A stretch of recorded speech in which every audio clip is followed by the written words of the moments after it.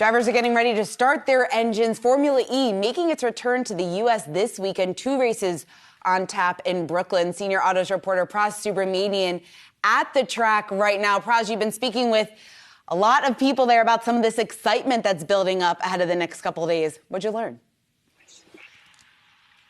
That's right, Shauna, here for the 5th installment of the New York City E-Prix here in Brooklyn.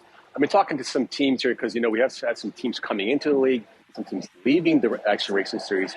But I caught up with Jaguar team principal James Barclay. Jaguar's been in the racing league for a few years now. I asked him about how the Formula-E team, the technology that they have to create, that they worked on, is informing what happens with the road car team. Here's what he had to say. When we brought Jaguar back into motorsport, we chose Formula E because we didn't want any opportunity back in motorsport. It had to be the right opportunity, and Formula E was that perfect time, perfect place.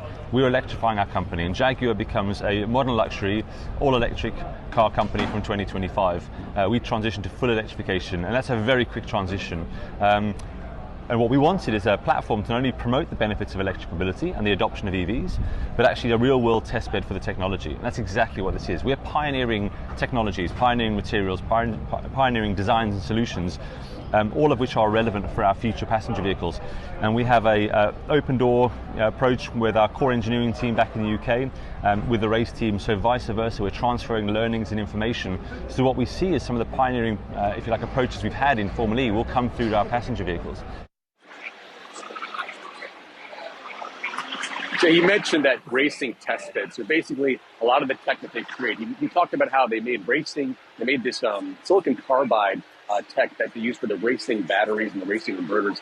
And now that 5 years later, that technology is actually trickling down to their electric cars on the upper Jaguar, notably the I-Pace SUV. So a lot happening here on the track that actually translates onto the road. The race right now, we just finished practice, so a lot of the construction is still happening. Some vehicles coming here and there to kind of tighten things up before the race goes on live tomorrow morning.